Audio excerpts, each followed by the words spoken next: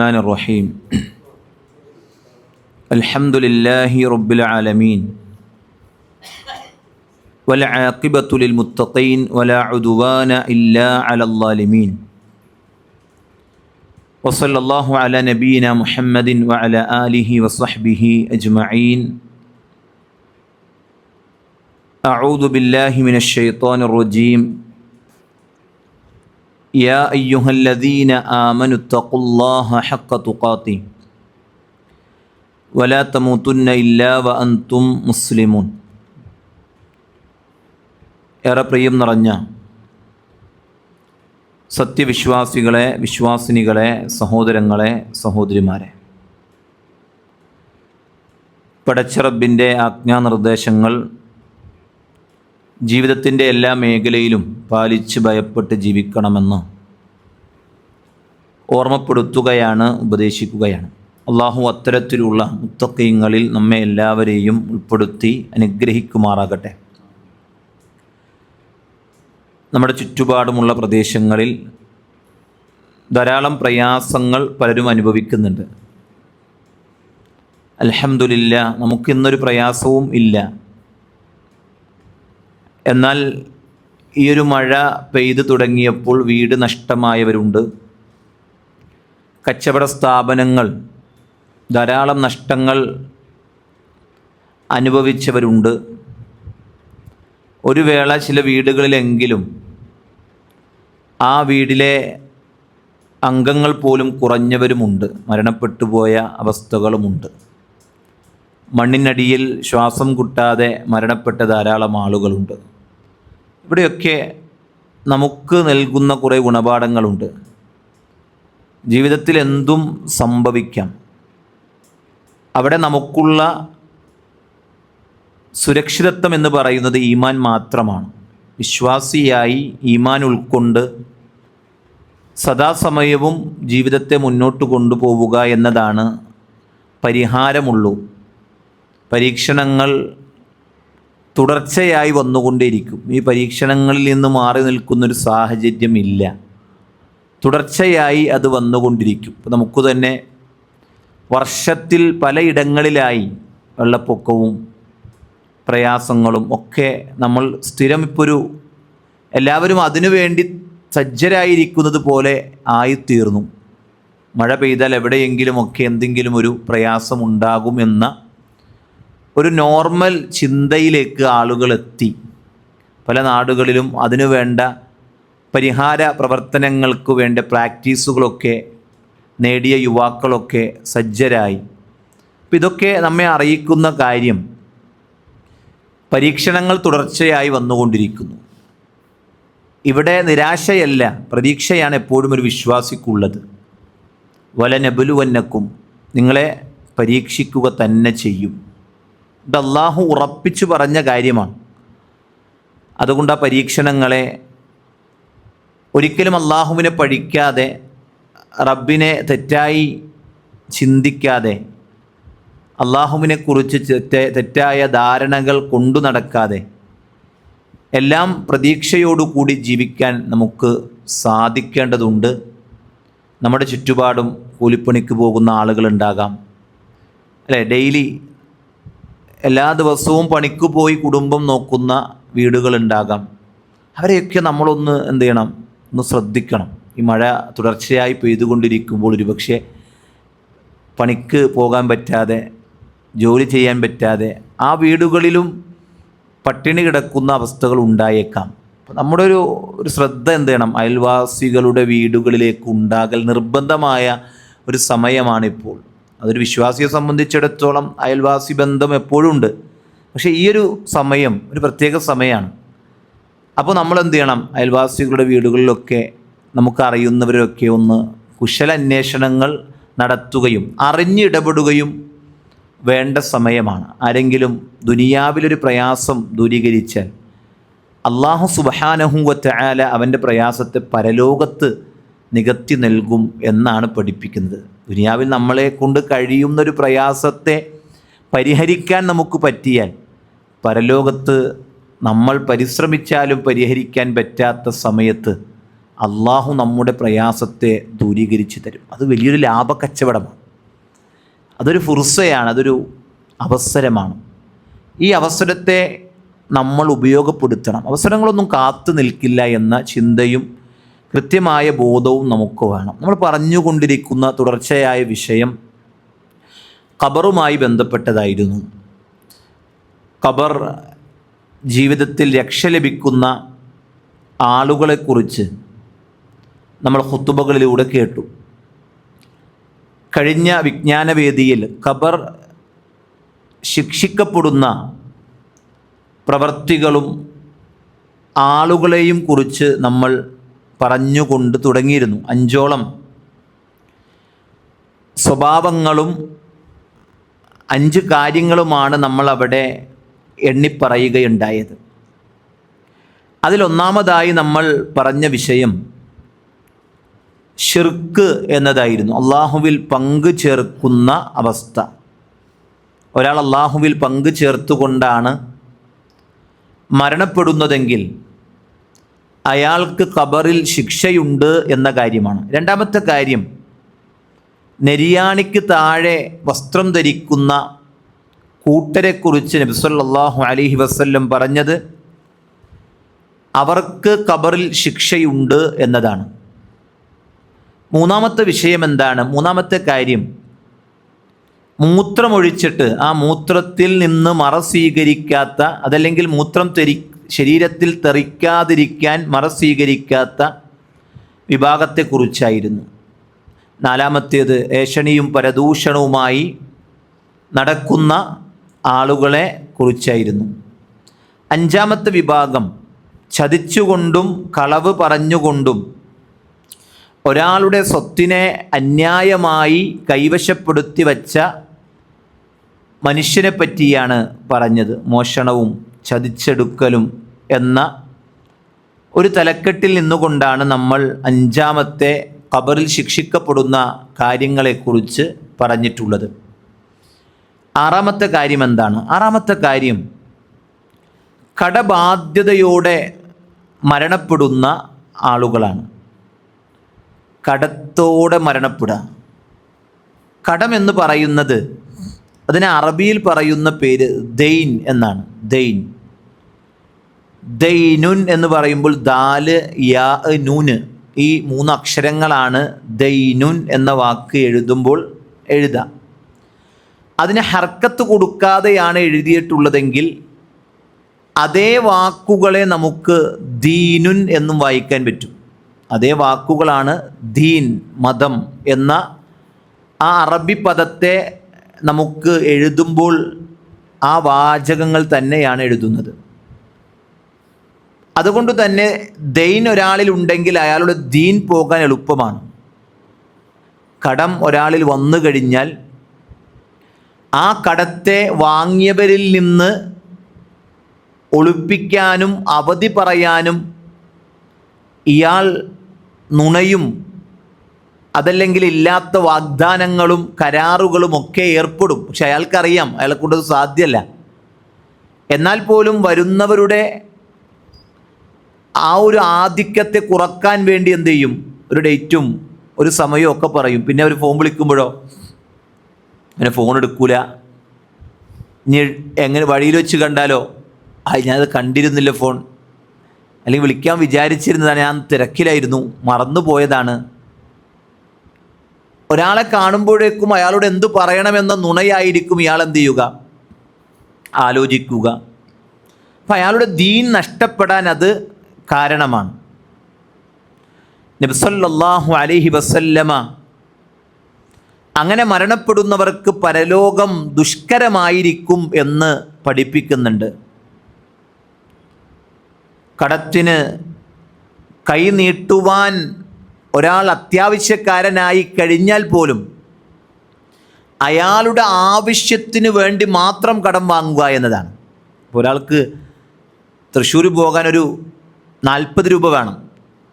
അയാൾ എന്ത് ചെയ്യാൻ പാടില്ല? 100 രൂപ വാങ്ങാൻ പാടില്ല. അയാൾ എന്ത് വാങ്ങേണ്ടതുള്ളൂ? അയാൾക്ക് വേണ്ട പൈസ വാങ്ങിയാൽ മതി. കാരണം എന്താണ്? അത് കൂടുതൽ വാങ്ങും തോറും അയാളുടെ ആവശ്യത്തിനപ്പുറം അത് പൂർണ്ണമായി ചെലവായുകയും പിന്നീട് അത് ഭാരിച്ച് ഉത്തരവാദിത്തമായി അയാൾക്കത് മടക്കി നൽകാൻ പറ്റാത്ത അവസ്ഥയും വരുമെന്നുള്ളതാണ്. നബി സല്ലല്ലാഹു അലൈഹി വസല്ലം പറഞ്ഞു, അൻ അബീ ഹുറൈറ റളിയല്ലാഹു അൻഹു ഖാല റസൂലുള്ളാഹി സല്ലല്ലാഹു അലൈഹി വസല്ലം നഫ്സുൽ മുഅ്മിനി മുഅല്ലഖത്തുൻ. ഒരു മുഅ്മിനിൻ്റെ നഫ്സ്, അവൻ്റെ ആത്മാവ് ബന്ധിക്കപ്പെടും. ഏതുമായി? ബിദൈനിഹി, അവൻ്റെ ദൈനുമായി, അവൻ്റെ കടവുമായി. ഹത്താ യുഖ്ളാ അൻഹു, ഏതുവരെ? ആ കടം അവനിൽ നിന്ന് വീട്ടുന്നതുവരെ ആ കടം അവനുമായി ബന്ധിക്കപ്പെടും എന്ന് നബി സല്ലല്ലാഹു അലൈഹി വസല്ലമ പഠിപ്പിക്കുകയാണ്. മറ്റൊരു ഹദീസിൽ കാണാം, അൻ സഅദ് ഇബ്നുൽ അത്വൽ അന്ന അഖാ സഅദ് ഇബ്നു അത്വൽ റളിയല്ലാഹു അൻ, അദ്ദേഹം പറയുന്നുണ്ട്, അന്ന അഖാ ഉമാത, അദ്ദേഹത്തിൻ്റെ സഹോദരൻ മരണപ്പെട്ടു. വതർക 300 ദിർഹമിൻ, എത്ര? 300 ദിർഹം കടക്കാരനായിക്കൊണ്ടാണ്, 300 ദിർഹവുമാണ് അദ്ദേഹം അനന്തര സ്വത്തായി അദ്ദേഹത്തിൻ്റെ കയ്യിൽ ബാക്കിയുള്ളൂ. വതറക ഇയാലൻ, തൻ്റെ കുടുംബത്തിന് ബാക്കി വച്ചത് അത്ര മാത്രമേ ഉള്ളൂ. വഅറത്തു അൻ ഉൻഫിഖഹ, കുടുംബം അത് ചെലവഴിക്കാൻ, അല ഇയാലിഹി, അത് ചെലവഴിക്കാൻ, കുടുംബത്തിനു വേണ്ടി ചെലവഴിക്കാൻ ഉദ്ദേശിച്ചപ്പോൾ നബി സല്ലല്ലാഹു അലൈഹി വസല്ലം അവിടുന്ന് പറയുന്നുണ്ട്, ഇന്ന അഖാക മുഹ്തബസുൻ ബിദൈനിഹി, തീർച്ചയായും നിങ്ങളുടെ സഹോദരൻ, അദ്ദേഹം മുഹ്തബിസത്തുൻ, മുഹ്തബസുൻ എന്ന് പറഞ്ഞാൽ ബന്ധിക്കപ്പെട്ടിട്ടുണ്ട്. എന്തുകൊണ്ട്? ബിദൈനിഹി, അദ്ദേഹത്തിൻ്റെ കടം കാരണം അദ്ദേഹം ബന്ധനസ്ഥനാണ്, ബന്ധിതനാണ്. അതുകൊണ്ട് നിങ്ങൾ എന്ത് ചെയ്യണം? ഫഖ്ലി അൻഹു, ആ കടങ്ങൾ നിങ്ങൾ ഈ പണം കൊണ്ട് നിങ്ങൾ വീട്ടണം എന്ന് നബി സല്ലല്ലാഹു അലൈഹി വസല്ലമ അവിടുന്ന് പറഞ്ഞു. ഈ മനുഷ്യൻ, അദ്ദേഹം ഈ ദീനാറുകളുമായി ഈ കടം വീട്ടാൻ വേണ്ടി പുറപ്പെടുകയും എന്നിട്ട് അത് മുഴുവനായി കടം വീട്ടുകയും ശേഷം തിരിച്ചു വന്നു. നബി സല്ലല്ലാഹു അലൈഹി വസല്ലമയോട് അദ്ദേഹം പറഞ്ഞു, നബിയെ, ഞാൻ അദ്ദേഹത്തിൻ്റെ കടങ്ങളൊക്കെ വീട്ടിയിട്ടുണ്ട് എന്ന് പ്രവാചകൻ സല്ലല്ലാഹു അലൈഹി വസല്ലമയോട് പറയുകയും ചെയ്തു. ഇവിടെ നമുക്ക് കിട്ടുന്നൊരു കാര്യം, ഒരാൾ മരണപ്പെടുന്നതോടുകൂടി അയാൾ കടം വെച്ചുകൊണ്ടാണ് മരിക്കുന്നതെങ്കിൽ ആ കടം അയാളുടെ അമലുകളെ പരിഗണിക്കുന്നിടത്ത് പോലും തടസ്സമാകും എന്നാണ് നബി സല്ലല്ലാഹു അലൈഹി വസല്ലം ഇവിടെ പഠിപ്പിക്കുന്നത്. ഒരു ഹദീസിൽ കാണാം, ഒരു മനുഷ്യൻ അള്ളാഹുവിൻ്റെ മാർഗത്തിൽ ധർമ്മ സമരത്തിൽ ഏർപ്പെട്ടു ഷഹീദായി മരണപ്പെട്ടു. എന്നാൽ അയാളുടെ മേൽ ദൈനുണ്ട് എങ്കിൽ, കടമുണ്ട് എങ്കിൽ, നബി സല്ലല്ലാഹു അലൈഹി വസല്ലം പറഞ്ഞു, അയാൾ വീണ്ടും ജീവൻ നൽകപ്പെടുകയും പിന്നീടും ഷഹീദാവുകയും പിന്നീടും ജീവൻ നൽകപ്പെടുകയും പിന്നീടും ഷഹീദായാൽ പോലും ഈ കടം കൊണ്ട് മരണപ്പെട്ടത് കൊണ്ട് അയാൾക്കത് പ്രയോജനപ്പെടുകയില്ല എന്ന് പ്രവാചകൻ സല്ലല്ലാഹു അലൈഹി വസല്ലമ പഠിപ്പിക്കുകയാണ്. ഇവിടെയാണ് ആ കടത്തെ എഴുതി വെക്കണമെന്നും കടത്തിന് സാക്ഷികളെ ഉണ്ടാക്കണമെന്നും ഇസ്ലാമിൻ്റെ അധ്യാപനങ്ങൾ സമ്പത്തിൻ്റെ വിഷയത്തിൽ നൽകുന്ന ഉപദേശങ്ങൾ എത്രമാത്രമാണ് എന്നത് നമ്മളാരും നിസ്സാരമായി കാണേണ്ട വിഷയമല്ല എന്ന് ബോധ്യപ്പെടുത്തുന്ന കാര്യമാണ്. ഒരാൾക്ക് നാം പണം കടം കൊടുക്കുമ്പോഴും ഒരാളിൽ നിന്ന് കടം വാങ്ങുമ്പോഴും വ്യക്തമായ ധാരണയും വ്യക്തമായ ചിന്തയും കടം വാങ്ങുന്നവന് കടത്തെക്കുറിച്ചുള്ള ബോധ്യവും കടം കൊടുക്കുന്നവന് കടം കൊടുക്കുമ്പോൾ ഉണ്ടാകേണ്ട മാന്യതകളും മര്യാദകളും ഒക്കെ എന്തു വേണം? അവർക്ക് പരസ്പരം അറിയുന്നൊരവസ്ഥ ഉണ്ടായിരിക്കണം എന്നതാണ്. മറ്റൊരു ഹദീസിൽ നമുക്ക് വായിക്കാം, ജാബിർ ഇബ്നു അബ്ദില്ല ഖാല, ജാബിർ ഇബ്നു അബ്ദില്ല റളിയല്ലാഹു അൻ അവിടെന്ന് പറയാ, തൂഫിയ റജുലുൻ, ഒരു മനുഷ്യൻ അദ്ദേഹം മരണപ്പെട്ടു. ഫഗസൽനാഹു, അദ്ദേഹത്തെ ഞങ്ങൾ കുളിപ്പിച്ചു, ഞങ്ങൾ അദ്ദേഹത്തെ കഫൻ പുടവ കൊണ്ട് പൊതിഞ്ഞു, അതുപോലെ തന്നെ ഞങ്ങൾ അദ്ദേഹത്തിന് സുഗന്ധം പുരട്ടി. സുമ്മ അത്തൈനാ ബി റസൂലല്ലാഹി സ്വല്ലല്ലാഹു അലൈഹി വസല്ലം, പിന്നീട് ഞങ്ങൾ അള്ളാഹുവിൻ്റെ റസൂലിൻ്റെ അടുക്കലേക്ക് ഞങ്ങൾ ആ മയ്യത്തിനെ കൊണ്ടുവന്നു. ഫഖുൽനാ, എന്നിട്ട് ഞങ്ങൾ പറഞ്ഞു, തുസല്ലി അലൈ, പ്രവാചകരെ ഇദ്ദേഹത്തിൻ്റെ മേൽ നമസ്കരിക്കാം പ്രവാചകരെ എന്ന് പറഞ്ഞ് അള്ളാഹുവിൻ്റെ റസൂലിനോട് പറഞ്ഞപ്പോൾ അള്ളാഹുവിൻ്റെ റസൂൽ അവിടത്തെ കുറച്ച് 2 കാലടികൾ നിസ്കരിക്കാൻ വേണ്ടി, അദ്ദേഹത്തിൻ്റെ മേൽ നിസ്കരിക്കാൻ വേണ്ടി പ്രവാചകൻ എഴുന്നേറ്റു. അങ്ങനെ നടന്ന് നീങ്ങുമ്പോൾ പ്രവാചകൻ ചോദിച്ച ചോദ്യം എന്താണ്? അലൈഹി ദൈൻ, ഈ മനുഷ്യൻ്റെ മേൽ എന്തെങ്കിലും കടമുണ്ടോ എന്ന് പ്രവാചകൻ സല്ലല്ലാഹു അലൈഹി വസല്ലമ അവിടുന്ന് ചോദിച്ചു. ഈ സമയത്ത് അവിടെ കൂടിയിരുന്നൊരു മനുഷ്യൻ പറഞ്ഞു, ഖുൽനാ ദീനാറാനി, 2 ദീനാറുണ്ട്, 2 ദീനാറ് കടമുണ്ട് എന്ന് പറഞ്ഞപ്പോൾ നബി സല്ലല്ലാഹു അലൈഹി വസല്ലമ ഫൻസറഫ, അവിടുന്ന് അദ്ദേഹത്തിനു വേണ്ടി നിസ്കരിക്കുന്ന ആ കർമ്മത്തിൽ നിന്ന് പിന്തിരിഞ്ഞു. നബി സല്ലല്ലാഹു അലൈഹി വസല്ലമ ഇമാമായി നിസ്കരിക്കേണ്ട നിസ്കാരത്തിൽ നിന്ന് അള്ളാഹുവിൻ്റെ റസൂൽ സല്ലല്ലാഹു അലൈഹി വസല്ലമ പിന്തിരിഞ്ഞു. എന്നിട്ട് അബൂ ഖത്താദ എന്ന പേരുള്ള ഒരാൾ തങ്ങളിൽ നിന്ന് എഴുന്നേറ്റുകൊണ്ട് പറഞ്ഞു. എന്താണ് പറഞ്ഞത്? ആ കടം ഞാൻ വീട്ടിക്കൊള്ളാം എന്ന രൂപത്തിൽ അദ്ദേഹം ആ കടത്തെ ഏറ്റെടുത്തു. നബി സല്ലല്ലാഹു അലൈഹി വസല്ലമ ആ മയ്യത്തിനു വേണ്ടി നിസ്കരിച്ചു.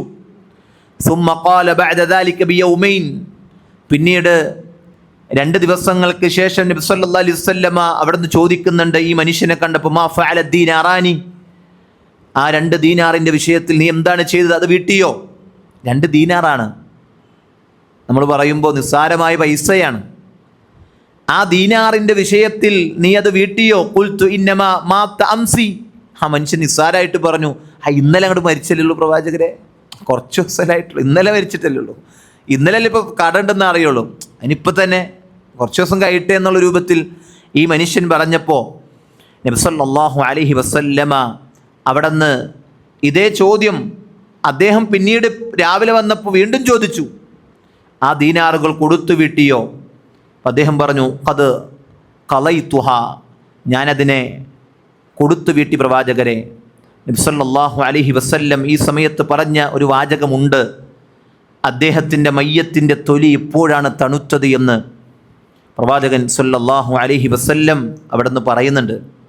നമ്മൾ വൈകുന്നേരം കടയിൽ നിന്നൊരു സാധനം വാങ്ങാൻ വേണ്ടി കയ്യിൽ പൈസ ഉണ്ടായില്ല, നമ്മളെന്ത് ചെയ്തു? പള്ളിയിൽ വന്ന ഒരാളിൽ നിന്ന് ഒരു 100 രൂപ അല്ലേ നമ്മൾ വാങ്ങി, അല്ലേ? നമ്മൾ വാങ്ങി എന്ത് ചെയ്തു? കടയിൽ നിന്ന് സാധനം വാങ്ങി നമ്മൾ വീട്ടിൽ ചെന്നു, അല്ലേ? വീട്ടിൽ ചെന്നു നമ്മൾ വീട്ടുകാരോട് പറയണം, ഇന്നയാളുടെ അടുത്ത് നിന്ന് പൈസ കടം വാങ്ങിയിട്ടാണ് കേട്ടോ എന്ത് ചെയ്തത്, ഈ സാധനം വാങ്ങിക്കണത്, ഇൻഷാ അല്ലാഹ് നാളെ ഞാൻ ജീവിച്ചില്ലെങ്കിൽ കൊടുക്കണം കേട്ടോ അദ്ദേഹത്തിന്, അത് പറയണം. നിസ്സാരാക്കരുത്, ഒന്നും നിസ്സാരാക്കരുത്. അത് 100 രൂപയല്ലേ? ചില ആൾക്കാർ പറയും എന്ത് ചെയ്യും, ഇപ്പം അങ്ങനെ പറയാം, പണ്ട് 10 രൂപ ആവശ്യത്തിൽ പറഞ്ഞു, 10 രൂപയല്ലേ, ഇവനെന്തോ ആർക്കീസാണ് 10 രൂപ പറഞ്ഞ് ചോദിച്ചുകൊണ്ടിരിക്കുക. അത് 100 രൂപയല്ലേ, അത് 500 രൂപയല്ലേ, ഇപ്പം അങ്ങനെ ചോദിക്കുക. ഒരു 500 രൂപ വാങ്ങിയെന്നും പറഞ്ഞ് ഇയാളിപ്പോൾ എത്ര ദിവസമായി ഇങ്ങനെ ചോദിച്ചുകൊണ്ട് കിടക്കണേ? നിങ്ങൾക്ക് നാണാവൂലേ? ആർക്ക്? കൊടുത്ത ആളോടെ ചോദിക്കണേ, വാങ്ങിയവനെ. അപ്പോൾ കൊടുത്ത ആളെന്തോ മോശപ്പെട്ടവനും ഒക്കെയായി മാറുന്നൊരവസ്ഥയായി. പിന്നെ അവർ തമ്മിൽ മിണ്ടണില്ല. എന്തിൻ്റെ വിഷയത്തിലാണ്? ഒരിടങ്ങേറുള്ള സമയത്ത് കടം കൊടുത്തതിൻ്റെ പേരിൽ പിന്നെ വർത്താനുമില്ല, മിണ്ടാട്ടില്ല. ആ കൂട്ടം അവിടെ നിന്നു. ചില നാടന്മാരൊക്കെ പറയാനുണ്ട്, വലിയ പ്രശ്നം ഉണ്ടാവാതിരിക്കാൻ വേണ്ടി ചില ആൾക്കാർക്ക് ചെറിയ പൈസ കൊടുത്താൽ മതി എന്ന് പറയും. ചില ആൾക്കാർ കടം ചോദിക്കും. അപ്പോൾ ആദ്യം ചോദിക്കുക 50 രൂപ ആയിരിക്കും. ആ 50 രൂപ കൊടുത്താൽ മതി, പിന്നെ എന്തില്ല, പിന്നെ 500 ചോദിക്കൂല. കാരണം എന്താ വെച്ചാൽ 50 രൂപ പിന്നെ തരാൻ അവനെന്ത് ചെയ്യില്ല, അവന് മടി ഉണ്ടാവും. അപ്പോൾ ഈ 50 രൂപ തരാതെ പിന്നെ അങ്ങനെ 500 ചോദിക്കും. അപ്പോൾ ഈ 50 രൂപ തരാൻ അവനെടുക്കുന്ന കാലതാമസം ഉണ്ടാവും. അപ്പോൾ ആ കാലതാമസം പോലും എന്ത് ചെയ്യും, അവൻ ആ വിഷയത്തിൽ എന്തല്ല കൃത്യതയുള്ള ആളല്ല എന്ന് മനസ്സിലാക്കും. അതുകൊണ്ടാണ് നബി സല്ലല്ലാഹു അലൈഹി വസല്ലം പറയുന്നത്, ഒരാളുടെ ഈമാൻ അറിയാൻ വേണ്ടി 2 മാർഗം പറഞ്ഞപ്പോൾ എന്താ പറഞ്ഞേ? യാത്ര ചെയ്യുക, കൂടെ യാത്ര ചെയ്യുക. 2 സാമ്പത്തിക ഇടപാട് നടത്തിയാൽ മതി. അപ്പം അറിയാൻ പറ്റും അല്ലേ? ഞാൻ മറന്നുപോയിട്ടോന്ന് അതൊന്നും ഉണ്ടാവില്ല. ഈമാനുള്ള ഒരാൾക്ക് അത് ഉണ്ടാവില്ല. എന്താ കാരണം? അവനല്ലെങ്കിൽ അതിന് മുമ്പ് വിളിക്കും, എന്താണ് ഇന്നാണ് തരേണ്ട ഡേറ്റ്, എനിക്കറിയാം, പക്ഷേ എന്നെ കൊണ്ടത് കൂടിയിട്ടില്ല, ഇത്ര രൂപ എൻ്റെ കയ്യിലുണ്ട്, അത് വേണമെങ്കിൽ ഞാൻ കൊണ്ടു തരാം, മറ്റേന് കുറച്ച് 2 ദിവസം കൂടി തന്നാൽ എനിക്ക് ഹൈറായിരിക്കും, അല്ലെങ്കിൽ ഞാൻ ഇൻഷാ അല്ലാഹ് നോക്കട്ടെ അല്ലേ? അങ്ങനെയൊക്കെ അയാൾ എന്ത് ചെയ്യും, നമ്മളോട് പറയും. അത് അയാളുടെ ഈമാനാണ്, അയാളുടെ പേടിയാണ്. അയാൾ എന്ത് ചെയ്യും, ഞാൻ 2-3 ആളുടെ അടുത്ത് ചോദിച്ചിട്ടുണ്ട്, ഇനി അത് കിട്ടിയാൽ എന്ത് ചെയ്യും, എന്നാൽ ഞാൻ തരൂ കേട്ടോ എന്ന് പറയില്ല, അയാളുടെ ഈമാനാണ്. ഇതിങ്ങനെ ആവർത്തിക്കപ്പെടുകയാണെങ്കിൽ അതൊരു വിളവാണ്. ചില ആളുകൾ അതിങ്ങനെ സ്ഥിരം അതൊരു വിളവാക്കി ഇങ്ങനെ എടുക്കുന്ന ആളുകളും ഉണ്ട്. ശ്രദ്ധിക്കുക. അതിൻ്റെ അർത്ഥം പരസ്പരം കടം കൊടുക്കണമെന്നില്ല, കടം കൊടുത്താൽ എന്ത് ചെയ്യണം, കൃത്യമായ സാക്ഷികളും ഒക്കെ വച്ച്, എത്ര അടുപ്പുള്ള ആളാണെങ്കിലും അതിൻ്റെ പേരിൽ പിന്നീട് എന്ത് ചെയ്യരുത്, പിണങ്ങുന്ന, മിണ്ടാത്ത അങ്ങനത്തെ ഒരു അവസ്ഥ ഉണ്ടാകാൻ പാടില്ല. ആ രൂപത്തിൽ അതിനെ കൈകാര്യം ചെയ്യുന്നിടത്ത് നമ്മൾ ശ്രദ്ധിക്കണം. അപ്പോൾ ഏറെ ശ്രദ്ധിക്കേണ്ട വിഷയമാണ് കടവുമായി ബന്ധപ്പെട്ട്. നമുക്ക് നബി സല്ലല്ലാഹു അലൈഹി വസല്ലം പറയുക, അന്ന റസൂലുള്ളാഹി സ്വല്ലല്ലാഹു അലൈഹി വസല്ലം അന്ന അബ്ദുല്ലാഹി ഇബ്നു അംർ ഇബ്നുൽ ആസ് റളിയല്ലാഹു അൻഹു നിവേദനം ചെയ്ത ഹദീസാണ്. നബി സല്ലല്ലാഹു അലൈഹി വസല്ലം പറഞ്ഞു, യുഗ്ഫറു ലിശ്ശഹീദ്, ഒരു ഷഹീദിന് എല്ലാം പൊറുക്കപ്പെടും.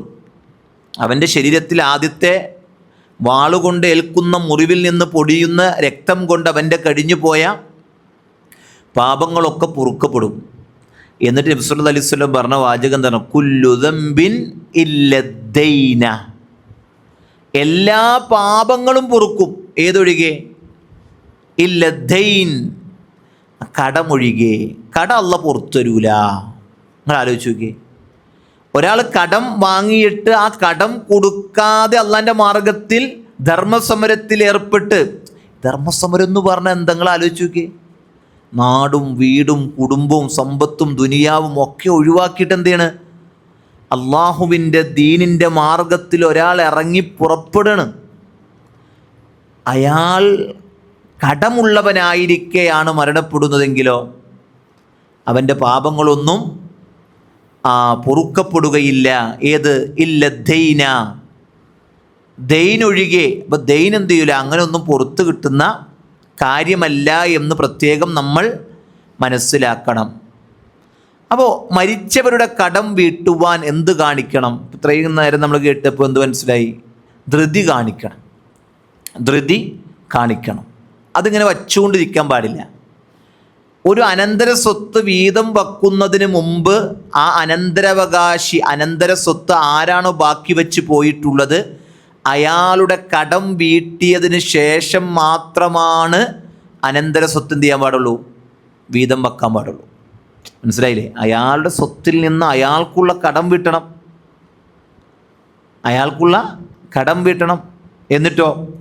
എന്നിട്ടാണ് പിന്നീട് എന്ത് ചെയ്യേണ്ടത്? ആ സ്വത്ത് വീതം വെക്കപ്പെടാൻ പാടുള്ളൂ. ചിലപ്പോൾ ചിലരൊക്കെ കടം വീട്ടിയും ഒന്നും ഉണ്ടാവില്ല. അപ്പോൾ ഒന്നുമില്ല. അതല്ലാതെ അയാളുടെ കടം എന്ത് ചെയ്യാൻ പാടില്ല, ബാക്കി നിൽക്കുന്ന അവസ്ഥ ഉണ്ടാകാൻ പാടില്ല.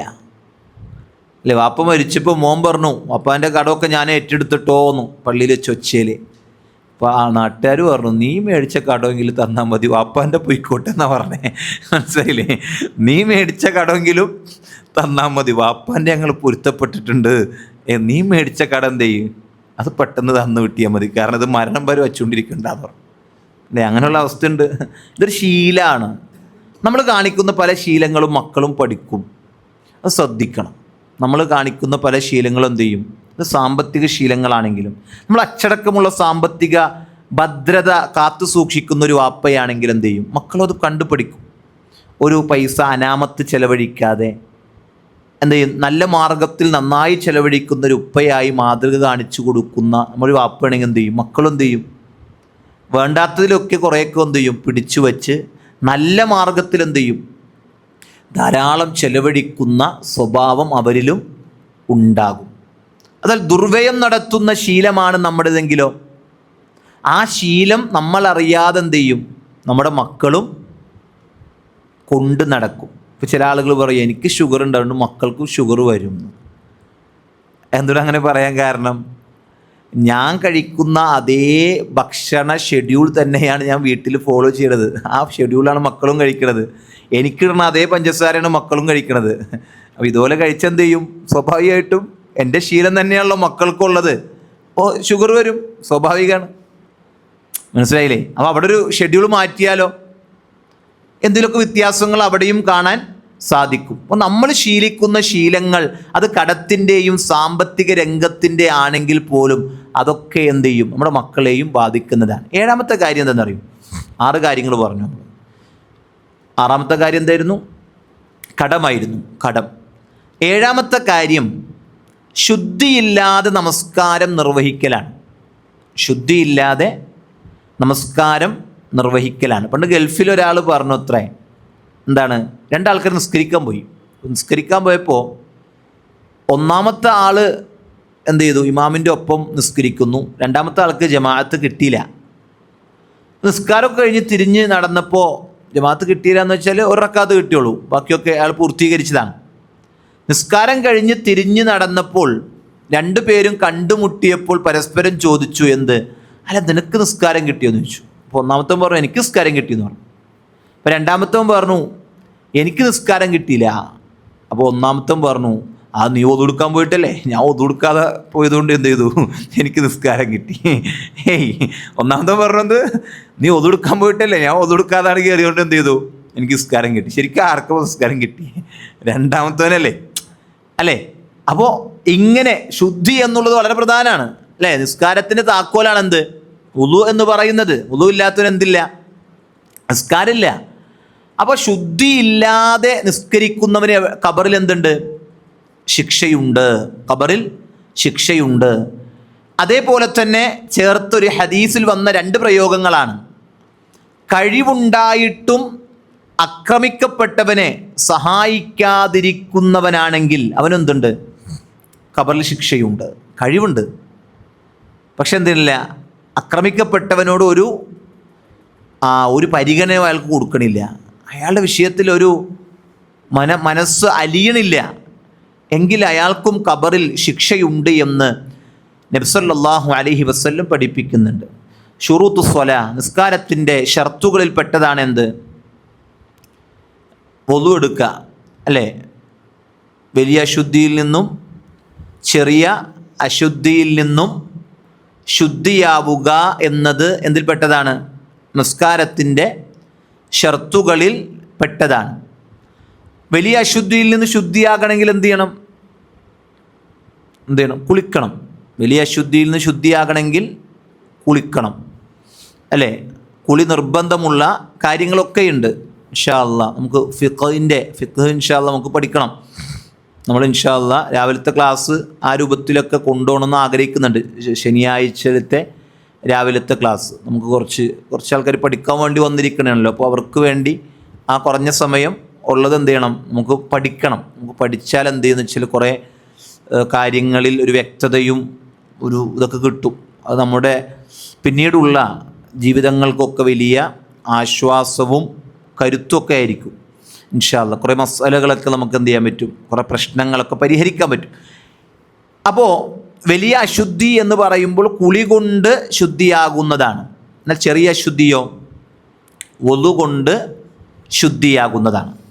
അപ്പോൾ ഈ 2 അശുദ്ധികളും ഒരാൾ ശുദ്ധിയാക്കാതെയാണ് നമസ്കരിക്കുന്നതെങ്കിലോ അയാൾക്ക് അതുകൊണ്ട് ഖബറിൽ ശിക്ഷയുണ്ട്, ശിക്ഷ ഏൽക്കേണ്ടി വരും എന്ന് പ്രവാചകൻ സല്ലല്ലാഹു അലൈഹി വസല്ലമ അവിടെ നിന്ന് പഠിപ്പിക്കുകയാണ്.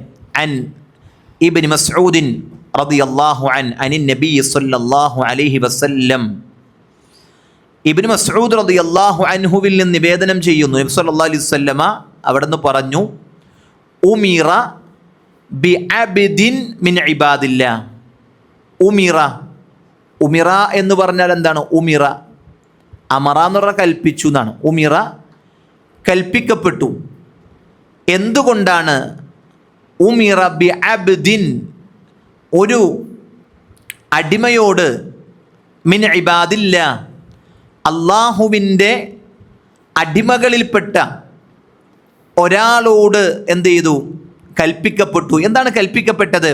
അയ്യുദ്റബ ഫീ ഖബ്രിഹി മിഅത ജൽദത്തിൻ, അള്ളാഹുവിൻ്റെ അടിമകളിൽ ഒരാളെ ഖബറിൽ വെച്ച് 100 ചാട്ടവാറുകൊണ്ട് അടിക്കാൻ കൽപ്പിക്കപ്പെട്ടു.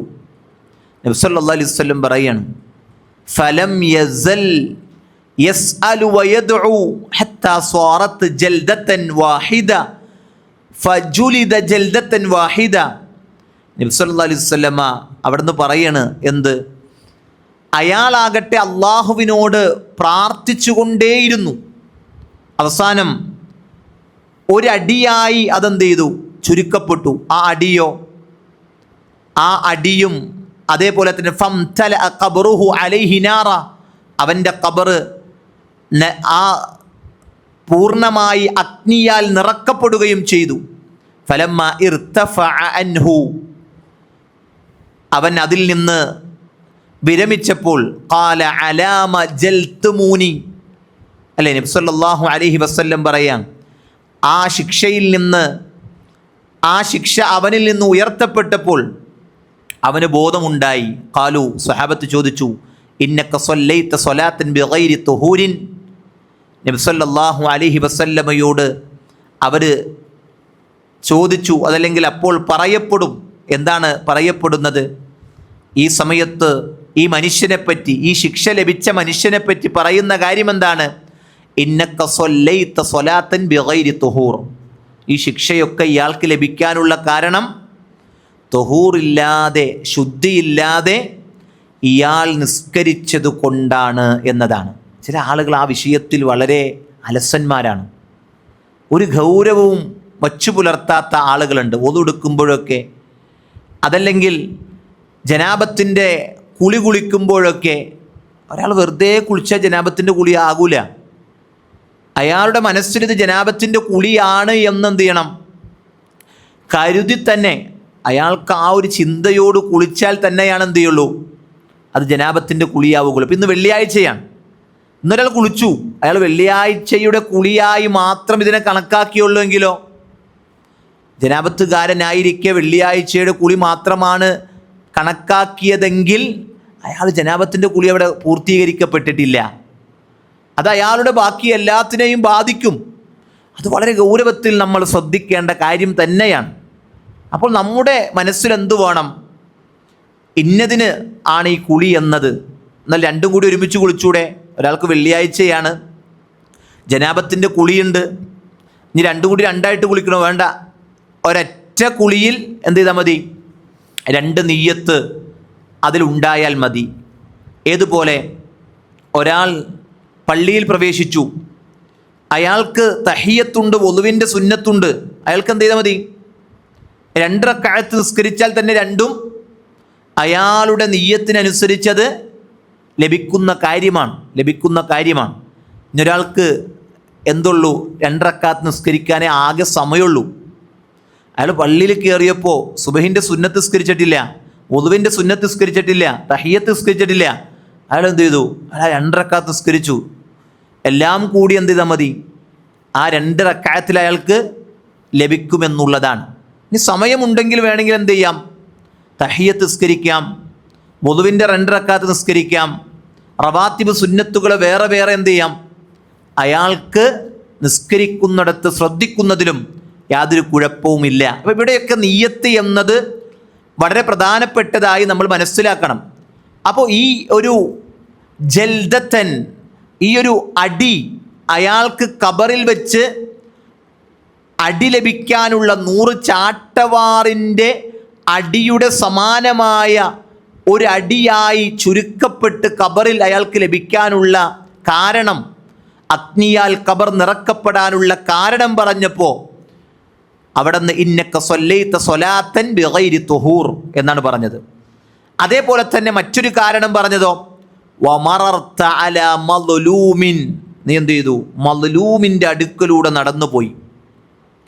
ആക്രമിക്കപ്പെടുന്ന, ദ്രോഹിക്കപ്പെടുന്ന ആളുകളുടെ അടുക്കലൂടെ നടന്നുപോയി. ഫലം തൻസുറുഹു, നീ എന്ത് ചെയ്തില്ല? നീ അവരെ സഹായിച്ചില്ല. ഒരുപക്ഷെ നീ പറഞ്ഞാൽ, നീ ഒന്ന് ഇടപെട്ടാൽ, നീ ഒന്ന് നിർത്തിയാൽ എന്തു ചെയ്യും? ആ വിഷയം പരിഹരിക്കപ്പെടാൻ പറ്റുന്ന കാര്യമായിട്ട് പോലും നീ എന്ത് ചെയ്തില്ല? ആ വിഷയത്തിൽ ഇടപെട്ടില്ല എന്നതാണ് ഇവിടെ നമ്മൾ മനസ്സിലാക്കേണ്ടത്. അപ്പം ആക്രമിക്കപ്പെട്ടവനെ സഹായിക്കൽ എന്താണ്? സത്യവിശ്വാസികളുടെ ബാധ്യതയായിട്ടാണ് നബി സല്ലല്ലാഹു അലൈഹി വസല്ലമ അവിടെ പഠിപ്പിച്ചത്. നോക്കിയേ, ഒരാൾക്ക് അതിനൊക്കെ കഴിവുണ്ടായിട്ടും, ഏതിന്? ഒരാൾ ആക്രമിക്കപ്പെടുന്നു, അയാളെ ആക്രമിക്കാതിരിക്കുന്നതിൽ ഇടപെടാൻ, തടയുവാൻ ഒരാൾക്ക് കഴിവുണ്ടായിട്ടും അതിനെതിരെ പ്രതികരിക്കുവാനോ അതിനെതിരെ ഒരു നിലക്കും ഒരു വാക്കുകൊണ്ട് പോലും ശബ്ദിക്കാതെയാണ് നമ്മൾ പോരുന്നതെങ്കിൽ അത് നമുക്ക് ഖബറിൽ ശിക്ഷ വാങ്ങിത്തരാൻ ഹേതുവായ കാരണമാണ് എന്ന് നമ്മൾ മറന്നു പോകാൻ പാടില്ല. അതുകൊണ്ട് നമുക്ക് പറ്റുന്ന കാര്യമാണെങ്കിൽ, ചില വിഷയങ്ങളൊക്കെ ഉണ്ട്, എന്ത്? ചില വിഷയങ്ങളൊക്കെ ഒരുപക്ഷെ അത് സമൂഹത്തിൻ്റെ ഇടയിൽ ആക്രമിക്കപ്പെട്ടതായി തോന്നിയേക്കാം, പക്ഷേ മതപരമായതെന്തായിരിക്കില്ല, ഒരു നിലക്കും ആക്രമിക്കപ്പെടുന്നൊരവസ്ഥ അതിലുണ്ടാവുകയില്ല. ചിലപ്പോൾ നമ്മൾ ചെന്നാൽ അത് അതിനേക്കാൾ വലിയ പ്രയാസം ഉണ്ടാകുന്നുവെങ്കിൽ അവിടെ നമ്മൾ ചെയ്യേണ്ട സഹായം എന്തായിരിക്കും? അതിൽ ഇടപെടാതിരിക്കലായിരിക്കും, അല്ലേ? ചില സമയത്ത് അങ്ങനെ ഉണ്ട്, ഇടപെട്ട കുടുങ്ങും. നമ്മളോട് ചെന്ന് എന്ത് ചെയ്യും? നിങ്ങളുടെ പാർട്ടിയായിരുന്നു, അന്ന് രണ്ടരം കൂടുതലിരിക്കട്ടെ, അങ്ങനെയുള്ള അവസ്ഥയാണെങ്കിലോ പക്ഷെ എല്ലാതിരിക്കലേക്കും നല്ലത്, അല്ലേ? എന്നാലോ നമ്മളൊന്ന് പറഞ്ഞാൽ എന്ത് ചെയ്യും? ആ വിഷയം അവിടെ പരിഹരിക്കപ്പെടും എന്നതാണെങ്കിൽ നമ്മൾ എന്ത് ചെയ്യണം? അവിടെ ഇടപെടണം. ഇടപെടാതിരിക്കുന്നത് ഖബറിൽ ശിക്ഷ ലഭിക്കാനുള്ള കാരണമാണ്. 9ാമത്തെ കാര്യം വളരെ പ്രധാനപ്പെട്ടതാണ്. ഇതെല്ലാവരും ശ്രദ്ധിക്കേണ്ട കാര്യമാണ്. എന്താണ്? മയ്യത്തിൻ്റെ പേരിൽ കുടുംബക്കാർ അനിസ്ലാമികമായി കരയൽ. ഇസ്ലാമികമായി കരച്ചിലുണ്ട്, അനിസ്ലാമികമായ കരച്ചിലുണ്ട്. ഇസ്ലാമികമായ കരച്ചിൽ എന്ന് പറഞ്ഞാൽ എന്താണ്? അതിങ്ങനെ കണ്ണിൽ നിന്നൊക്കെ ചെറിയൊരു വെള്ളത്തുള്ളിയൊക്കെ ഇങ്ങനെ വരും, അല്ല കണ്ണുനീരൊക്കെ വരും. സ്വാഭാവികമായിട്ട് ഭർത്താവ് മരിക്കുമ്പോൾ ഭാര്യയ്ക്ക് എന്തുണ്ടാകും? ഒരു വിഷമം ഉണ്ടാകും. ഉണ്ടാവും. ഭാര്യ മരിക്കുമ്പോൾ എന്തുണ്ടാകും? ഭർത്താവിനൊരു വിഷമം ഉണ്ടാകും. ഇപ്പം ഇങ്ങനെ തമാശക്ക് പറയും, ഞാൻ മരിച്ച നിങ്ങൾക്ക് അറിയൂല, അങ്ങനെയൊക്കെ പറയും. അതൊക്കെ സ്വാഭാവികമായിട്ട് ഇപ്പോൾ പറയുന്ന ഒരു രസമുള്ള വാചകങ്ങളാണ്. പക്ഷെ അതൊക്കെ ഒരു ദിവസം വീട്ടിൽ പോയി നോക്കട്ടെ ഭാര്യ, അല്ലേ? നമ്മുടെ വീട് ശൂന്യമാണ്, എന്തൊക്കെ പ്രയാസമാണ്. എത്ര ദിവസം, 2 ദിവസം പോയി നമ്മൾ പറയും, എത്ര ദിവസമായി നീ പോയിട്ടെന്ന് പറയും, അല്ലേ? 1 മണിക്കൂർ കണ്ടില്ലെങ്കിൽ എന്താ പറയുക? അതൊക്കെ സ്വാഭാവികമാണ്. എന്താ കാരണം? അത് അവരും നമ്മളുമായിട്ടൊരു ബോണ്ടാണ്, ബന്ധമാണ്. ആ ബന്ധം ഒരാളില്ലാതെയാകുമ്പോഴാണ് എന്ത് ചെയ്യണത്? കൂടുതൽ നമ്മൾ ഒറ്റപ്പെടുന്നത് നമ്മൾ അറിയുക. ഇപ്പോൾ കണ്ടൊക്കെ ഇരുമ്പാകുമ്പോയിരിക്കും, പക്ഷെ കണ്ടില്ലെങ്കിൽ അവിടെ ഒരു വേദനയുണ്ട്, ഒരു വിഷമമുണ്ട്, ഒരു പ്രയാസമുണ്ട്. അപ്പോൾ ആ വിഷയത്തെ നമ്മൾ മനസ്സിലാക്കുമ്പോൾ കുടുംബക്കാരുടെ കണ്ണീരെന്ന് പറയുന്നു. നബി സല്ലല്ലാഹു അലൈഹി വസല്ലം അവിടുത്തെ മകൾ, അവിടുത്തെ പേരക്കുട്ടി ശ്വാസം ഇങ്ങനെ തിങ്ങി മരണപ്പെട്ടു. അവിടുത്തെ കയ്യിലിങ്ങനെ കിട്ടിയപ്പോൾ അള്ളാൻ്റെ റസൂലിൻ്റെ കണ്ണിൽ നിന്ന് കണ്ണുനീരിങ്ങനെ വീഴുന്നുണ്ട്. സഹാബത്ത് ചോദിച്ചു, പ്രവാചകരെ അങ്ങ് കരയണോ? അത്ഭുതത്തോടു കൂടിയാണ് സഹാബത്ത് ചോദിച്ചത്. നബി സല്ലല്ലാഹു അലൈഹി വസല്ലം പറഞ്ഞു, ഇത് കാരുണ്യത്തിൻ്റെ കരച്ചിലാണ്, അല്ലേ? ഇത് കാരുണ്യത്തിൻ്റെ കരച്ചിലാണ്. അതെന്താണ്? ഒരു ഇറ്റ് തുള്ളി കണ്ണീരെന്ത് ചെയ്തു? കണ്ണിൽ നിന്നിങ്ങനെ വീണു, പിടിച്ചിരുത്താൻ പറ്റിയില്ല. അത് കരുണയുടെ കരച്ചിലാണ്, അട്ടഹാസമല്ല, അതല്ലെങ്കിൽ വേറെ ഏതെങ്കിലും രൂപത്തിലെ കരച്ചിലല്ല. അൻ ഇബ്നു ഉമർ അൻ അബീഹി റളിയല്ലാഹു അൻഹുമാ അനിൻ നബി സല്ലല്ലാഹു അലൈഹി വസല്ലം ഖാൽ അൽ മയ്യിതു യുഅദ്ദബു, ഒരു മയ്യത്ത് ശിക്ഷിക്കപ്പെടും, ഫീ ഖബരിഹി, അവൻ്റെ ഖബറിൽ. എന്തുകൊണ്ട്? ബിമാ നീഹ അലൈ, അവൻ്റെ മേൽ അട്ടഹസിച്ച കാരണം കൊണ്ട്, അവൻ്റെ മേൽ അട്ടഹസിച്ച് കരഞ്ഞ കാരണത്താൽ ഒരു മയ്യത്ത് എന്ത് ചെയ്യും? ഖബറിൽ ശിക്ഷിക്കപ്പെടും. മറ്റൊരു ഹദീസിൽ കാണാം, അൻ അബ്ദില്ല അന്ന ഹഫ്സ ബക്കത്ത് അല ഉമർ ഫഖാല മഹ്ലൻ യാ ബുനയ്യതു, അല്ലേ? എന്താണ്? ഹഫ്സ റളിയല്ലാഹു അൻഹ അവിടെ നിന്ന് എന്ത് ചെയ്തു? ബക്കത്ത്, കരഞ്ഞു. എപ്പോൾ? അലാ ഉമർ, ഉമർ റളിയല്ലാഹു അൻഹു മരണ ആസന്നമായ സമയത്ത് ഹഫ്സ റളിയല്ലാഹു അൻഹ, ആരാ ഹഫ്സ? ഉമർലാൻ്റെ മോളാണ് അല്ലേ. ഉമർലാൻ്റെ മോൾ എന്ത് ചെയ്തു? അവിടെ നിന്ന് കരഞ്ഞു. ഈ സമയത്ത് ഉമർ, മരിക്കാൻ കിടക്കണ ഉമറാണ് റളിയല്ലാഹു അൻഹു. ഫഖാല മഹ്ലൻ യാ ബുനയ്യതു, മോളെ നിനക്ക് നാശം അല്ലെങ്കിൽ നിനക്ക് പ്രയാസമാണ്. എന്താണ് കാരണം? നബി സല്ലല്ലാഹു അലൈഹി വസല്ലം അവിടെ നിന്ന് പറഞ്ഞത് അലം തഅലമി അന്ന റസൂലല്ലാഹി സല്ലല്ലാഹു അലൈഹി വസല്ലം, നിനക്ക് അറിഞ്ഞൂടെ അള്ളാൻ്റെ റസൂല് സല്ലല്ലാഹു അലൈഹി വസല്ലമ അവിടെ നിന്ന് പറഞ്ഞ കാര്യം നിനക്കറിയില്ല? ഇന്നൽ മയ്യിത്ത യുഅദ്ദബു ബിബുക്കാഇ അഹ്ലിഹി അലൈ, തീർച്ചയായും ഒരു മയ്യത്ത്, അതിൻ്റെ കുടുംബക്കാർ ആ മയ്യത്തിൻ്റെ മേൽ അട്ടഹസിച്ച് കരഞ്ഞതിൻ്റെ കാരണത്താൽ ആ മയ്യത്ത് ശിക്ഷിക്കപ്പെടുമെന്ന് നിനക്കറിഞ്ഞുകൂടെ എന്ന് ആര് ചോദിക്കുന്നുണ്ട്? മഹാനായ ഉമർ റളിയല്ലാഹു അൻ അവിടെ നിന്ന് ചോദിക്കുന്നുണ്ട്. അപ്പോൾ മയ്യത്തിൻ്റെ ആളുകൾ മയ്യത്തിൻ്റെ അടുക്കൽ അട്ടഹസിച്ച് കരയുന്ന കാരണത്താൽ എങ്ങനെ ഇപ്പോൾ മയ്യത്തിന് ഖബറിൽ ശിക്ഷ ലഭിക്കുക? അത് ന്യായമാണോ അല്ലേ എന്നൊക്കെ ചോദിക്കുന്ന ആളുകളുണ്ടാകും. അയാൾ ചെയ്ത കർമ്മമല്ലല്ലോ, അയാളുടെ കുടുംബക്കാരല്ലേ ചെയ്തത്. കുടുംബക്കാരൊരു തെറ്റ് കാണിച്ചതിൻ്റെ പേരിൽ എന്തിന് മയ്യത്തിന് ശിക്ഷ ലഭിക്കണം? അല്ല, ഇത് പ്രസക്തമായ ചോദ്യമാണ്. ഈ ചോദ്യത്തിന് പണ്ഡിതന്മാർ അവരെന്ത് ചെയ്യുന്നുണ്ട്?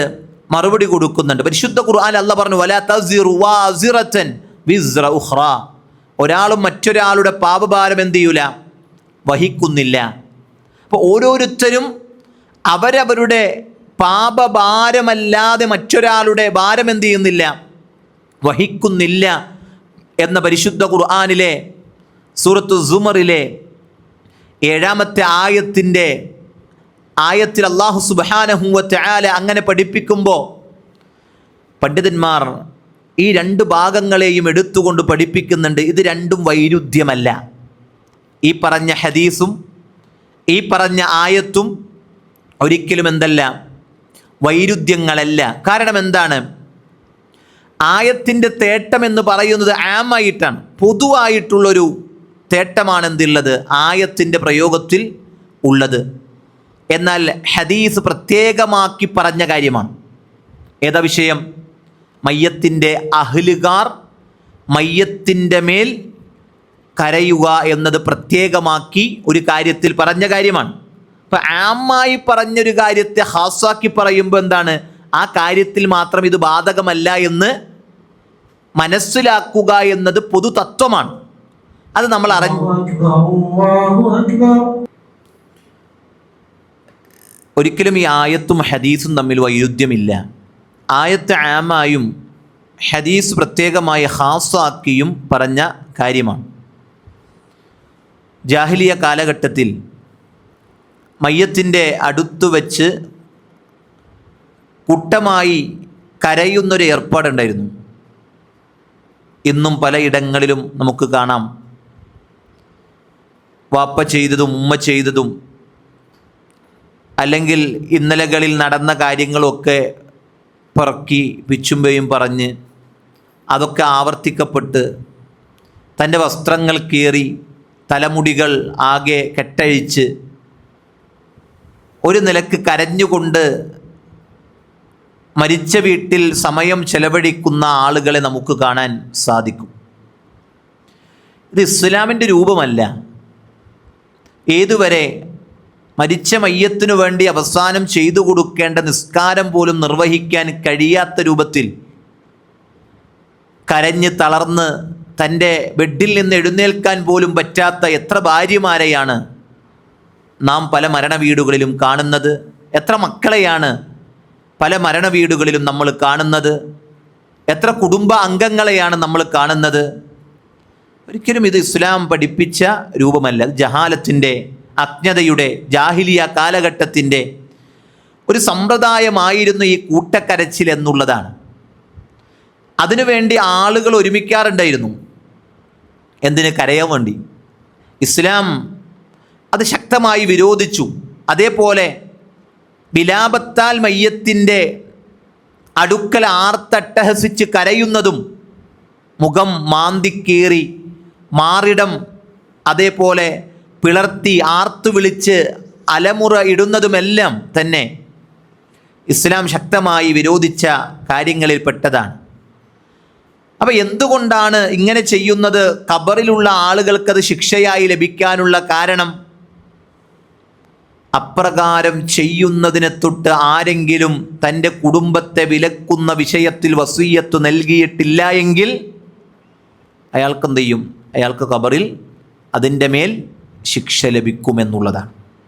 അതുകൊണ്ട് നമ്മുടെ മക്കളെയൊക്കെ വിളിച്ചിട്ട് നമ്മൾ പറഞ്ഞു കൊടുക്കേണ്ട കാര്യമാണത്. വാപ്പ മരിക്കൂട്ടോ ഒരു ദിവസം, നിങ്ങളും മരിക്കും. നിങ്ങൾ മരിച്ച വാപ്പ എന്ത് ചെയ്യൂല? നിങ്ങളുടെ മേൽ ഒരു നിലക്കും വലിയൊരു കരച്ചിലോ ഒന്നും ഉണ്ടാവില്ല. ഇന്ന് നാട്ടിൽ കരഞ്ഞാലേ വാപ്പനോട് സ്നേഹമുള്ളൂ, കരഞ്ഞാലേ ഉമ്മാനോട് സ്നേഹമുള്ളൂ. ആ പുള്ള മറ്റേ പുള്ളക്ക് എന്തൊരു സ്നേഹമെന്ന് പറയാം. അവൾ എഴുന്നേറ്റിട്ടില്ല, വെടി തന്നെയാണ്. സ്നേഹം അളക്കണ ആൾക്കാർ എന്തിലാണ്? കരച്ചിലും കിടപ്പിലും ഒക്കെയാണ്. വെല്ലുമ്മയൊക്കെ മരിച്ചു കഴിയുമ്പോൾ പേരക്കുട്ടികളുടെ മുഖത്തേക്ക് ആൾക്കാർ നോക്കുന്നിട്ട്, ആ കുട്ടിക്ക് സഹിക്കാൻ പറ്റില്ല കേട്ടോ, ഭയങ്കര സ്നേഹമായിരുന്നു ആ വെല്ലുമ്മയോട്, വെല്ലുമ്മയുടെ പുറകേന്ന് മാറൂല. അല്ല, കരച്ചിലാണ് സ്നേഹബന്ധങ്ങളെ തീരുമാനിക്കുന്നത് എന്ന ഇടത്തിലേക്ക് പോകുമ്പോഴാണ് എന്ത് ചെയ്യുന്നത്? കരയാത്തവനും കരയണമെന്ന്, എന്ത് ഇടങ്ങേറായിട്ട് അല്ലേ? അങ്ങനെയല്ല. സ്വഹാബത്തിൻ്റെ കാലത്ത് നമ്മൾ മയ്യത്തുമായി ബന്ധപ്പെട്ട് ധാരാളം അദബുകളുണ്ട്. ധാരാളം അദബുകൾ എന്ന് പറഞ്ഞാൽ എന്താണ്? സലഫുകൾ അവരൊരു മയ്യത്തിൻ്റെ വീട്ടിലേക്ക് പോയി കഴിഞ്ഞാൽ അവിടെ ചെന്നാൽ നമുക്ക് കുടുംബക്കാരാരാണ്, അവിടെയുള്ളവരാരാണെന്ന് മനസ്സിലാവില്ല എന്നാണ്. കാരണം എന്താണ്? എല്ലാവരും ഒരേ ദുഃഖിതരായിരിക്കും, എല്ലാവരുടെയും ശബ്ദം മൗനമായിരിക്കും, എല്ലാവരും എന്തായിരിക്കും? എല്ലാവരും ആ മരണത്തെക്കുറിച്ചുള്ള ചിന്തയിലും മരണത്തെക്കുറിച്ചുള്ള ബോധത്തിലും ഒരേ മുഖത്തിൻ്റെ തല താഴ്ത്തി, അതല്ലെങ്കിൽ മൗനമായി മരണത്തെക്കുറിച്ച് ചിന്തിച്ച് പരലോകത്തെക്കുറിച്ച് ചിന്തിച്ച് ഇരിക്കുന്ന ആളുകളായിരിക്കും. ഇന്നത്തെ മയ്യത്ത് വീടുകൾ എങ്ങനെയാണ്? വീടിൻ്റെ ഉള്ളിലേക്ക് കയറി അവിടെ കുറച്ച് പേര് എന്തുണ്ടാവും? കുറച്ച് പേര് ആകെ ഒരു വിഷമത്തിലിരിക്കുന്നുണ്ടാവും. ബാക്കിയോ പുറത്ത് കുറച്ച് പേര് കൂടി നിന്നിട്ട് അല്ലേ, കസേരയൊക്കെ വട്ടം കൂട്ടിയിരുന്നിട്ട് പിന്നെ വേറെ ചർച്ചയാണ്. ആ സമയത്ത് എന്ത്? രാഷ്ട്രീയമാണെങ്കിൽ ഇലക്ഷൻ ആണെങ്കിൽ പിന്നെ ഇലക്ഷനായിരിക്കും, ഫുട്ബോൾ കളിയാണെങ്കിൽ അന്ന് ഫുട്ബോൾ കളിയായിരിക്കും. ഇന്നലത്തെ കളി കണ്ടിരുന്നു എന്നൊക്കെ ആയിരിക്കും ചോദ്യം. മരിച്ച വീട്ടിലെ അപ്പം ഇന്ന് അങ്ങനെയായി. എന്നാൽ സലഫുകൾ അങ്ങനെയല്ല, അവർ മൗനിയായിരിക്കും. നമ്മൾ ശ്രദ്ധിക്കേണ്ടത് എന്താണ്? അവിടെ ഇങ്ങനെ ഒച്ചയും ബഹളവും എടുത്ത് വർത്താനം പറയുന്ന രൂപമോ അല്ലെങ്കിൽ വർത്താനം പറയുന്നവരുടെ അടുത്ത് പോയിരുന്ന് കേൾക്കലോ ഒന്നും പാടില്ല. നമ്മൾ എന്ത് ചെയ്യാം? നമ്മൾ മാറി ഒറ്റക്ക് സൈലൻ്റായി, അതൊരു മര്യാദയാണ്, അത് സലഫുകളുടെ മാതൃകയാണ്. അത് നമ്മൾ എന്ത് ചെയ്യണം? ശ്രദ്ധിക്കണം. ആ വിഷയത്തിൽ നമ്മൾ എന്ത് ചെയ്യണം? ഇനി വർത്താനം പറയുന്ന ആൾക്കാരാണെങ്കിൽ അവരിന്ന് നമ്മൾ പോന്നിട്ട് ഒറ്റപ്പെട്ട് എന്ത് ചെയ്യണം? നമ്മൾ ആ വിഷയത്തിൽ ഒരു ശ്രദ്ധ നമുക്കുണ്ടാക്കിയെടുക്കുന്നിടത്ത് നമ്മൾ പരിഗണിക്കണം. അപ്പോൾ നമ്മൾ ചെയ്യുന്ന കർമ്മം മയ്യത്ത് കുടുംബത്തോട് വസിയ്യത്ത് ചെയ്തില്ലെങ്കിൽ എന്ത് ചെയ്യും? മറ്റുള്ളവർ ആ ചെയ്യുന്നതിന് എന്ത് ചെയ്യും? ഈ മയ്യത്ത് ശിക്ഷിക്കപ്പെടാൻ കാരണമാണ് എന്നത് അവിടെ നമ്മൾ മനസ്സിലാക്കണം. അപ്പം മനുഷ്യൻ്റെ മനസ്സിലെ നൈർമല്യം കാരണം എന്ത് ചെയ്യും? ഞാൻ നേരത്തെ പറഞ്ഞ ഒരു കണ്ണീരൊക്കെ വരും. പക്ഷെ അതെന്താകാൻ പാടില്ല? ഇസ്ലാം വിരോധിച്ച രൂപത്തിൽ വലിയ അട്ടഹാസങ്ങളായി കരയുന്നൊരവസ്ഥ ഉണ്ടാകാൻ പാടില്ല എന്ന് നമ്മൾ മനസ്സിലാക്കണം. ഇൻഷാ അല്ലാഹ് നമുക്ക് ബാക്കിയുള്ളത് അടുത്ത ക്ലാസ്സുകളിൽ സംസാരിക്കാം. അല്ലാഹു സുബ്ഹാനഹു വ തആല കാര്യങ്ങളെ പഠിക്കാനും മനസ്സിലാക്കാനും പറഞ്ഞ കാര്യങ്ങൾ ഉൾക്കൊള്ളാനും ഖബറിൻ്റെ ശിക്ഷയിൽ നിന്ന് കാത്തുരക്ഷിക്കുന്ന രൂപത്തിൽ കർമ്മങ്ങളെ ക്രമീകരിക്കാനും ഖബർ ശിക്ഷ ലഭിക്കുന്ന കർമ്മങ്ങൾ ജീവിതത്തിൽ നിന്ന് ഒഴിവാക്കാനും അല്ലാഹു സുബ്ഹാനഹു വ തആല നമുക്ക് തൗഫീഖ് നൽകി അനുഗ്രഹിക്കുമാറാകട്ടെ. നമ്മുടെ ചുറ്റുപാടും പലരും പ്രയാസങ്ങൾ അനുഭവിക്കുന്നുണ്ട്. അല്ലാഹു എല്ലാവരുടെയും പ്രയാസം ദൂരീകരിച്ച് കൊടുക്കുമാറാകട്ടെ. നമ്മുടെ സുഹൃത്തുക്കളെയൊക്കെ ഒന്ന് വിളിച്ച് അന്വേഷിക്കണം എന്താണ് അവസ്ഥ എന്നുള്ളത്. ഇപ്പോൾ നാട്ടുകാരായിരിക്കാം, അല്ലാത്തവരായിരിക്കാം. പിന്നെ വേറൊരു കാര്യം ശ്രദ്ധിക്കേണ്ട കാര്യം എന്ന് വെച്ചാൽ, നമ്മളിപ്പോൾ വിത്തറിൻ്റെ കുനൂത്തിലൊക്കെ നമ്മളിങ്ങനെ കൈ പിടിക്കും അല്ലേ, കൈ പിടിക്കും. അപ്പോൾ കൈ പിടിക്കുമ്പോൾ ശ്രദ്ധിക്കേണ്ട ഒരു വിഷയമുണ്ട്. എന്താണത്? നമ്മൾ മിക്സർ നമ്മുടെ കയ്യിലേക്ക് തന്നെ എങ്ങനെ പിടിക്കുക? എല്ലാവർക്കും മിക്സർ തരാൻ വിചാരിച്ചു, മിക്സർ. അപ്പോൾ രണ്ട് കയ്യിലും മിക്സർ പിടിക്കണം. അപ്പോൾ എങ്ങനെയൊക്കെ നമ്മൾ പിടിക്കുക? അങ്ങനെയൊക്കെ പിടിക്കുക. അപ്പോൾ ആ രൂപത്തിലാണ് എന്ത് ചെയ്യേണ്ടത്? ആ രൂപത്തിലാണ് നമ്മൾ കൈ പിടിക്കേണ്ടത്. അല്ലാഹ് തന്ന എന്ത് ചെയ്യണം? നമുക്കിങ്ങനെ കിട്ടണം അല്ലേ? അത് പണ്ഡിതന്മാർ പറഞ്ഞു, ഒന്നില്ലെങ്കിൽ നെഞ്ചിൻ്റെ ഭാഗത്തേക്ക് ഇങ്ങനെ എന്ത് ചെയ്യണം? അതിങ്ങനെ തന്നെ നെഞ്ചിലേക്കായിരിക്കണം. അല്ലെങ്കിൽ വായിൻ്റെ ഭാഗത്തേക്ക് അതിങ്ങനെ വീണ പോലെ എന്ത് ചെയ്യണം? അതിനെ പിടിക്കണം. ഈ രണ്ട് രൂപമാണ് പണ്ഡിതന്മാർ ചർച്ച ചെയ്യുന്നിടത്ത് പറയണത്. അപ്പോൾ കൈ അകത്തി വെച്ചിട്ടുള്ളൊരു പിടുത്തില്ല. അത് ശ്രദ്ധിക്കുക. ഇനി കൈ ഉയർത്തേണ്ട സ്ഥലങ്ങൾ എവിടെയാണെന്നൊക്കെ നമ്മൾ ഇൻഷാ അല്ലാഹ് പഠിക്കണം. പഠിക്കുമ്പോൾ എന്ത് ചെയ്യും, കുറേ വിഷയങ്ങളൊക്കെ നമുക്ക് പഠിക്കാനും ഒക്കെ പറ്റും. ഇത് ഓരോന്നിങ്ങനെ പറയുമ്പോൾ എന്താണ്, നമുക്ക് കുറേ തിരുത്തലുകളൊക്കെ നമ്മുടെ ജീവിതത്തിൽ സാധ്യമാകും ഇൻഷാ അല്ലാഹ്. അല്ലാഹു സുബ്ഹാനഹു വ തആല അറിവ് നേടാനും അത് പ്രാവർത്തികമാക്കാനും അത് മറ്റുള്ളവരിലേക്ക് എത്തിക്കാനും അല്ലാഹു നമുക്ക് തൗഫീഖ് പ്രദാനം ചെയ്യുമാറാകട്ടെ. അഖൂലു ഖൗലി ഹാദാ വസ്തഗ്ഫിറുല്ലാഹ ലി വലക്കും വസ്തഗ്ഫിറൂഹു ഇന്നഹു ഹുവൽ ഗഫൂറുർ റഹീം. വസല്ലല്ലാഹു അലാ നബീന മുഹമ്മദിൻ വഅലാ ആലിഹി വസ്സഹ്ബിഹി അജ്മഈൻ. സുബ്ഹാനക്കല്ലാഹുമ്മ ബിഹംദിക അഷ്ഹദു അൻ ലാ ഇലാഹ ഇല്ലാ അൻത അസ്തഗ്ഫിറുക വഅതൂബു ഇലൈക്. അസ്സലാമു അലൈക്കും വറഹ്മത്തുള്ളാഹി വബറകാതുഹു.